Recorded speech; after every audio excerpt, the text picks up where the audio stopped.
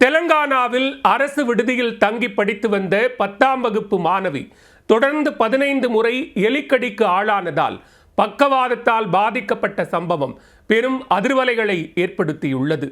அரசு விடுதியில் அரங்கேறிய அவலத்தின் பின்னணி என்ன? தெலுங்கானா மாநிலம் கம்மம் மாவட்டம் தானவாக்குடத்தில் அரசு விடுதி ஒன்று செயல்பட்டு வருகிறது. இந்த விடுதியில் தங்கி ஏராளமான மாணவிகள் அரசு பள்ளியில் படித்து வருகின்றனர். லட்சுமி பவானி கீர்த்தி என்ற மாணவி இந்த விடுதியில் தங்கி 10ஆம் வகுப்பு படித்து வந்துள்ளார். இந்நிலையில் விடுதிக்குள் நாளுக்கு நாள் எலித்தொல்லை அதிகரித்து வந்ததாக மாணவிகள் தொடர்ந்து குற்றம் சாட்டி வந்தனர். இரவு நேரத்தில் விடுதிக்குள் ஏராளமான எலிகள் புகுந்து மாணவிகளை கடித்து வைப்பதாகவும் குற்றம் சாட்டினர். இதில் மாணவி கீர்த்தியை கடந்த மார்ச் மாதம் முதல் நவம்பர் மாதம் வரை 8 மாதங்களில் சுமார் 15 முறை எலி கடித்திருப்பது தெரிய வந்துள்ளது. ஒவ்வொரு முறை எலி கடித்த போதும் மாணவிக்கு ரேபிஸ் தடுப்பு ஊசி போடப்பட்டதாக கூறப்படுகிறது.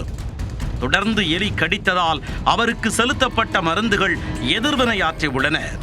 இதனால் கீர்த்திக்கு பக்கவாதம் ஏற்பட்டு ஒரு கை மற்றும் ஒரு கால் செயல்படாமல் விழுந்துவிட்டதாக கூறப்படுகிறது. முன்னாள் அமைச்சர் புவ்வாடா அஜய்குமாரின் தலையீட்டிற்கு பின்னர் மாணவி தற்போது மம்தா பொது மருத்துவமனையில் சிகிச்சை பெற்று வருகிறார். கீர்த்தியின் உடல்நிலையில் முன்னேற்றம் ஏற்பட்டு குணமடைந்து வரும் நிலையில் நரம்பியல் பிரச்சனையால் அவதிப்பட்டு வருவதாக மருத்துவர்கள் தெரிவித்துள்ளனர். அரசு விடுதியில் தங்கியிருந்த மாணவி எலிக்கடியால் பாதிக்கப்பட்ட சம்பவம் அம்மாநிலத்தில் பெரும் சர்ச்சையை ஏற்படுத்தியுள்ளது.